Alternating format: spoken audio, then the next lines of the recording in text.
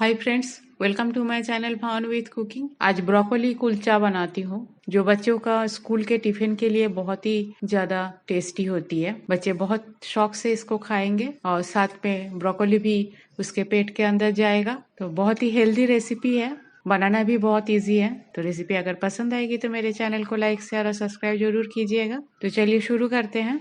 इसको बनाने के लिए एक मीडियम साइज का फ्रेश ब्रोकोली मैं ले लिया, एक मीडियम साइज का प्याज को चॉप कर लिया, पनीर चाहिए 200 ग्राम, धनिया पत्ता लूंगी थोड़ी सी। आपको अगर पुदीना का फ्लेवर पसंद है तो पुदीना पत्ता ले सकते हो, पार्सले ले सकते हो, सैलरी ले सकते हो, स्प्रिंग ऑनियन ले सकते हो। ये सब आपके टेस्ट के ऊपर डिपेंड करता है या अवेलेबिलिटी के ऊपर डिपेंड करता है। तो मैं ब्रोकोली को ग्रेट कर लिया, जो फ्लावर वाला पार्ट होता है ब्रोकोली का उसको मैंने ग्रेटर से ग्रेट कर लिया। पैन में बहुत ही कम तेल डालूंगी, वेजिटेबल ऑयल डाला मैं यहाँ। आप इसको सिर्फ बच्चों के लिए ही बना रहे हो तो बटर भी डाल सकते हो। 1 चम्मच जीरा डाल दिया, प्याज को डाल देती हूँ और प्याज को ट्रांसलूसेंट होने तक फ्राई कर लेती हूँ। प्याज मेरा ट्रांसलूसेंट हो गया है, धनिया पत्ता डाल दिया थोड़ा सा, आप ग्रेट किया हुआ ब्रोकोली को डाल देती हूँ, मिक्स कर लेती हूँ। फ्लेम बिल्कुल लो है, पैन को कवर कर देती हूँ और ब्रोकोली को अपने मॉइस्चर में 3-4 मिनट पकने देती हूँ। बीच बीच में 1-2 बार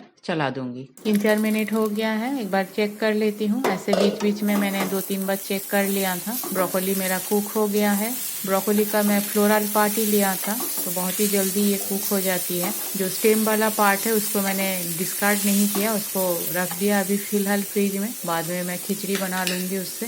स्वाद अनुसार नमक डाल देती हूँ, ब्लैक पेपर पाउडर, गरम मसाला पाउडर और कश्मीरी रेड मिर्च पाउडर। आप नॉर्मल रेड चिली पाउडर भी डाल सकते हो। मिक्स कर लेती हूँ मसाला को ब्रोकोली के साथ। पनीर को भी मैंने ग्रेट करके रखा था तो पनीर को भी डाल देती हूँ। अभी फ्लेम को हाई कर दिया और पनीर को अच्छी तरह से ब्रोकोली के साथ मिक्स कर लेती हूँ। ब्रोकोली और पनीर का स्टफिंग मेरा बन के तैयार है। मैं जनरली स्टफिंग ज़्यादा अमाउंट पे बनाती हूँ, ठंडा होने के बाद इसे फ्रिज में रख देती हूँ। जब भी कोई अचानक चाहते हैं तो उसे आइदर ब्रेड के साथ या कुलचे के साथ सर्व कर देती हूँ। तो इससे पहले अभी ठंडा होने देती हूँ।